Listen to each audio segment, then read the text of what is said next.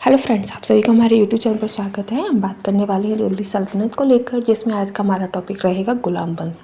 तो गुलाम वंश से संबंधित जितने भी इंपॉर्टेंट क्वेश्चन होंगे जो कि आपके एग्जाम्स में आए हुए हैं और आगे भी आपके एग्जाम्स में आने की संभावना है, हम उन सभी को लेकर चलेंगे। और ये जो कंटेंट है वो आपका घटना चक्र का सभी प्रश्न है, और घटना चक्र का आपका पता होगा कि एग्जाम्स में क्वेश्चन फंसते हैं। तो चलिए हम ज़्यादा इधर उधर की बात ना करते हुए सीधे अपने पहले क्वेश्चन पर चलते हैं। पहला क्वेश्चन है हमारा पहला क्वेश्चन है, गुलाम वंश का संस्थापक कौन था? यानी कि गुलाम वंश का संस्थापक कौन था? तो गुलाम वंश का संस्थापक कौन था?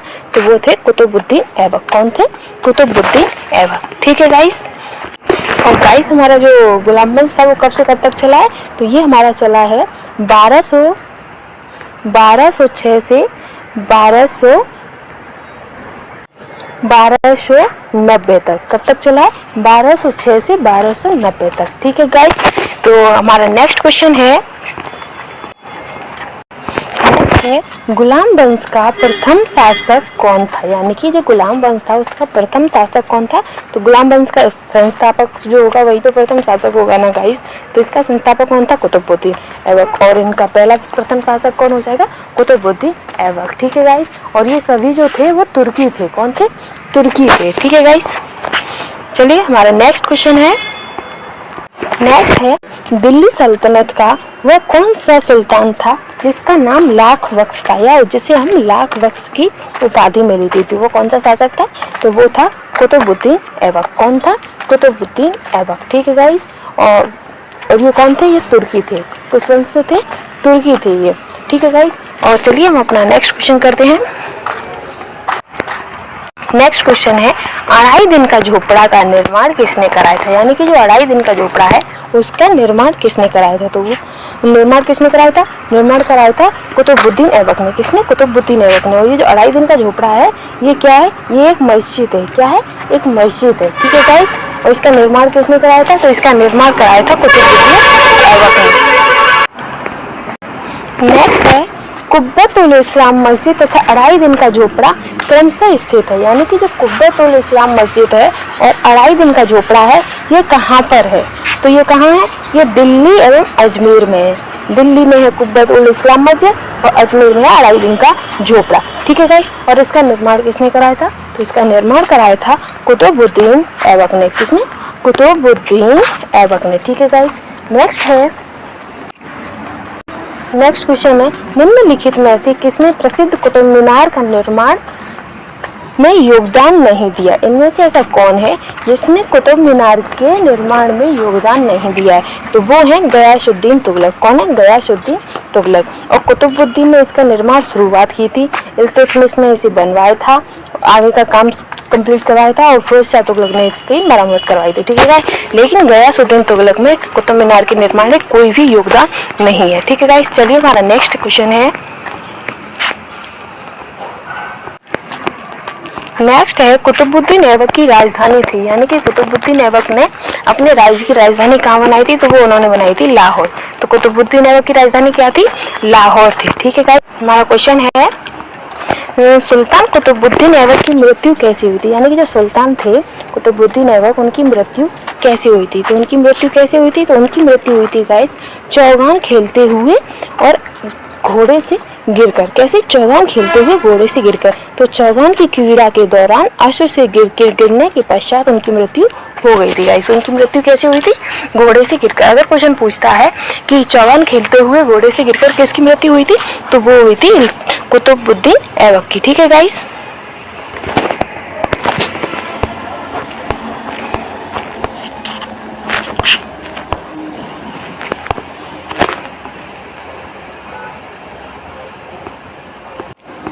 इनकी मृत्यु कब हुई थी? तो इनकी मृत्यु हुई थी 1210 में। कब हुई थी? 1210 में। ठीक है गाइस। चलिए हमारा नेक्स्ट है, निम्नलिखित में से किसने दिल्ली को सल्तनत की राजधानी बनाया? निम्नलिखित में से किसने दिल्ली की सल्तनत को राजधानी बनाई? तो इनमें से ऐसे कौन है जिन्होंने दिल्ली को अपनी राजधानी बनाई? तो वो बनाया था इल्तुतमिश ने। किसने बनाया था? इल्तुतमिश ने। ठीक है गाइस। और कुतुबुद्दीन ऐबक की मृत्यु कब हुई थी? तो इनकी मृत्यु हुई थी 1210 में। तो इल्तुतमिश इनके दामाद थे। तो इनका राज सिंहासन कब हुआ? तो इनका राज सिंहासन हुआ था 1211 में। और कब तक चला था? 1236 तक। कब तक चला था? 1236 तक। ठीक है गाइस। नेक्स्ट क्वेश्चन है, दिल्ली का वह प्रथम सुल्तान कौन था जिसने नियमित सिक्के जारी किए तथा दिल्ली को अपने साम्राज्य की राजधानी घोषित किया? तो ऐसा कौन सा गुलाम वंश शासक था जिसने नियमित सिक्के चलाए और दिल्ली को अपने राज्य साम्राज्य की राजधानी घोषित किया? तो साम्राज्य की राजधानी किसने घोषित की थी? इल्तुतमिश ने। किसने? इल्तुतमिश ने। और इल्तुतमिश का जो राज्यकाल था वो कब तक था? तो वो था 1211 से लेके 36 तक। कब तक? 36 तक। और कुतुबुद्दीन ऐबक की मृत्यु कब हुई थी? तो उनकी मृत्यु हुई थी 1210 में। कब हुई थी? 1210 में। ठीक है गाइस, चलिए हमारा नेक्स्ट क्वेश्चन है।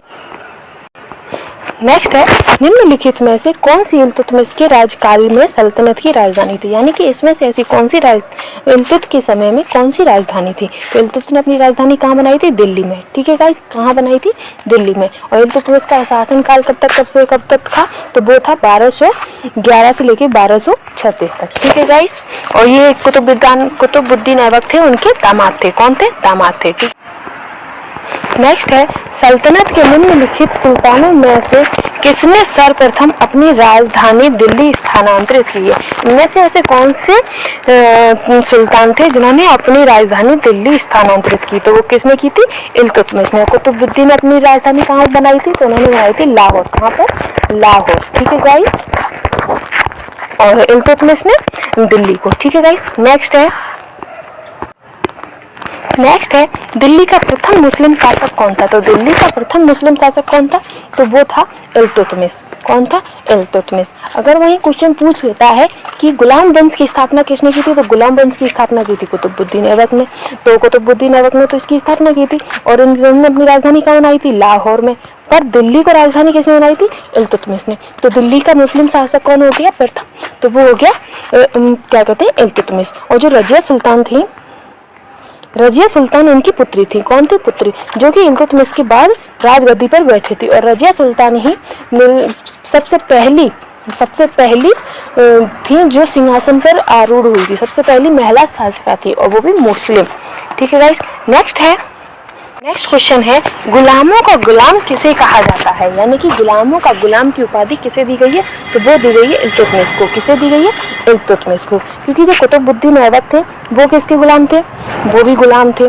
ठीक है गाइस। और कुतुबुद्दीन के भी गुलाम कौन थे? इल्तुतमिश, जो कि इनके दामाद भी थे। उन्होंने अपनी पुत्री की शादी भी इनसे कर दी थी। तो इन्हें इसी कारण, क्योंकि कुतुबुद्दीन ऐबक भी गुलाम थे और ये इनके भी गुलाम थे, इसीलिए इन्हें क्या उपाधि दी गई थी? गुलामों का गुलाम। ठीक है गाइस। चलिए हमारा नेक्स्ट क्वेश्चन है, निम्नलिखित में से कौन मध्यकालीन भारत की प्रथम महिला शासिका थी? कौन थी?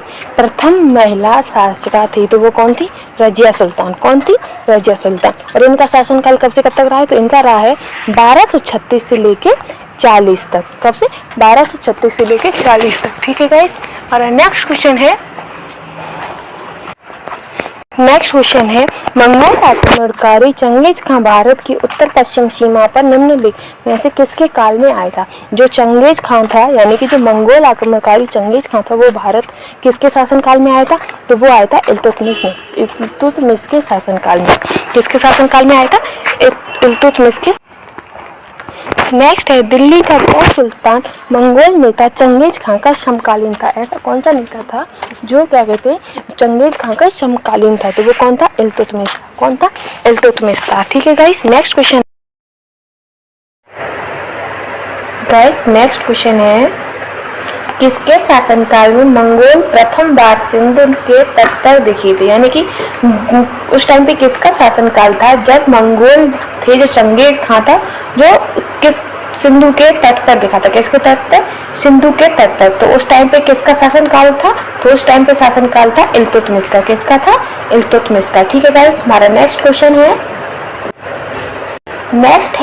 चंगेज खां के अधीन मंगोलों ने भारत पर आक्रमण किया। यानी कि चंगेज खान के अधीन मंगोलों ने भारत पर आक्रमण किया। किसने किया था? मंगोलों के। और किसके शासनकाल में किया था? तो वो किया था इल्तुतमिश के शासनकाल में। जो चंगेज खान के जो भी थे अधीन, जो उनके उसके नीचे थे, उन्होंने, तो वो कौन थे? मंगोल थे। और मंगोलों ने भारत पर आक्रमण कब किया था? इल्तुतमिश के शासनकाल में। तो इल्तुतमिश का शासनकाल कब से कब तक रहा है? तो ये रहा है 1200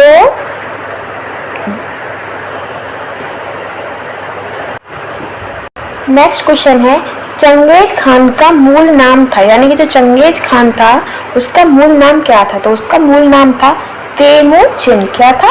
तेमुचिन। ठीक है गाइस। नेक्स्ट क्वेश्चन है, निम्नलिखित कथनों पर विचार कीजिए। पहला कथन है, इल्तुतमिश के शासनकाल में चंगेज खान भगोड़े ख्वारिज्म युवराज की खोज में सिंधु नदी तक पहुंचा। कहां तक पहुंचा था? सिंधु नदी तक। दूसरा पॉइंट है, मोहम्मद बिन तुगलक के शासनकाल में तैमूर ने मुल्तान पर अधिकार किया था और सिंधु नदी पार की थी। ये हो गया। तीसरा पॉइंट है, विजयनगर साम्राज्य के देवराय द्वितीय के शासनकाल में वास्को डी गामा केरल के तट पर पहुंचा था। तो इसमें से गाइस कौन सा कथन सही है? तो इसमें से केवल सही है कि इल्तुतमिश के शासनकाल में चंगेज खान भगोड़े ख्वारिज्म युवराज की खोज में सिंधु नदी तक पहुंचा था। किसकी खोज में पहुंचा था? भगोड़े ख्वारिज्म की खोज में। ठीक है गाइस। नेक्स्ट क्वेश्चन है हमारा, इल्तुतमिश ने बिहार में अपना प्रथम सूबेदार नियुक्त किया, यानी कि इल्तुतमिश ने बिहार में अपना प्रथम सूबेदार किसे नियुक्त किया था? तो वो किया था जानी मलिक को। किसे किया था? मालिक जानी को। ठीक है गाइस, किसे किया था? मालिक जानी को। ठीक। नेक्स्ट है रजिया बेगम को सत्ताच्युत करने में किसका हाथ था, यानी कि सत्ता से हटाने में किसका हाथ था? तो किसका हाथ था? तो वो था तुर्कों का हाथ। किसका हाथ था? तुर्कों का। और तुर्कों ने भटिंडा के सूबेदार मालिक अल्तुनिया, कौन? मालिक अल्तुनिया की मदद से रजिया सुल्तान को सत्ता के विरुद्ध उन्होंने क्या कहते हैं जंग छेड़ दी थी और रजिया को हटा दिया था। तो सबसे बड़ा हाथ किसका रहा था रजिया बेगम को और उनकी सत्ता से हटाने के लिए? तो वो था अल्तुनिया का। किसका? अल्तुनिया का। नेक्स्ट है, दिल्ली के सुल्तान बलबन का पूरा नाम क्या था? तो दिल्ली के सुल्तान बलबन का पूरा नाम था गयासुद्दीन बलबन। क्या था? गयासुद्दीन बलबन। और इनका राज्यकाल कब से कब तक रहा है? तो इनका राज्यकाल रहा है 1266 से 1286 तक। कब तक? 1266 से 1286 तक। ठीक है गाइस। हमारा नेक्स्ट क्वेश्चन है, दिल्ली के किस सुल्तान के विषय में कहा गया है कि उसने रक्त और लौह की नीति अपनाई थी? कैसी नीति अपनाई थी? रक्त और लौह की। तो वो थे बलबन। कौन था? बलबन। और इसका राज्यकाल कब से कब तक है? 1266 से 1286 तक। ठीक है गाइस। और ये भी इल्तुतमिश की तरह ही तुर्की था। क्या था? तुर्की था। ठीक गाइस। नेक्स्ट है किस दिल्ली सुल्तान ने रक्त एवं लौह की नीति अपनाई थी? तो किस दिल्ली सुल्तान ने रक्त और लौह की नीति अपनाई है? तो वो अपनाई थी बलबन ने। किसने अपनाई थी? बलबन ने। ठीक है गाइस। नेक्स्ट है हमारा क्वेश्चन है, अपनी शक्ति को समेकित करने के बाद बलबन ने भव्य उपाधि धारण की थी। तो बलबन ने कौन सी भव्य उपाधि धारण की थी? तो वो की थी जिले इलाही। कौन सी? जिले इलाही, यानी कि ईश्वर का प्रतिबिंब। क्या? ईश्वर का प्रतिबिंब। ठीक है गाइस। वह प्रथम मुस्लिम शासक कौन था जिसने शासन के सिद्धांत को राजाओं के ईश्वरीय अधिकार सिद्धांत के समान प्रतिपादित किया? यानी कि कैसे प्रतिपादित कर दिया? जैसे कि ईश्वर ने ही वो सिद्धांत बनाए हो और सभी को वो सिद्धांत मानने पड़ेंगे। तो वो कौन सा राजा था? तो वो था बलबन। कौन सा था? बलबन। और इसने कौन सी उपाधि धारण की थी? तो इसने की थी जिले इलाही। कौन सी? जिले इलाही। से किसने भारत में प्रसिद्ध फारसी त्योहार नौरोज का निम्नलिखित में से किसने भारत में प्रसिद्ध फारसी त्योहार नौरोज का आरंभ किया था? किसका? नौरोज का। तो वो कौन थे? वो थे बलबन। कौन थे? बलबन। ठीक है गाइस। नेक्स्ट क्वेश्चन है निम्नलिखित में से कौन सा कथन बलबन के संबंध में सही नहीं है? यानी कि इनमें से ऐसा कौन सा कथन है जो बलबन से संबंधित नहीं है? तो पहला है, उसने नियामत एक खुदाई के सिद्धांत का प्रतिपादन किया, या उसने इक्कादारी व्यवस्था का प्रारंभ किया, या उसने तुर्कान ए चहलगानी का प्रभाव समाप्त किया, या उसने बंगाल के विद्रोह का दमन किया। तो ये भी उसके लिए सही है, ये सी वाला भी सही है, ए भी सही है, लेकिन उसने इक्तादारी व्यवस्था का प्रारंभ नहीं किया था। ठीक है गाइस, हमारा नेक्स्ट क्वेश्चन है, नेक्स्ट है निम्नलिखित सुल्तानों में से किसने गढ़मुक्तेश्वर की मस्जिद की दीवारों पर अपने शिलालेख में स्वयं को खलीफा का सहायक कहा है? किसका सहायक कहा है? खलीफा का सहायक। और कहाँ पर? गढ़मुक्तेश्वर की मस्जिद। कौन सी मस्जिद? गढ़मुक्तेश्वर की मस्जिद। तो किसने कहा था? वो था बलवंत। कौन था? बलवंत। ठीक है गाइस, नेक्स्ट है,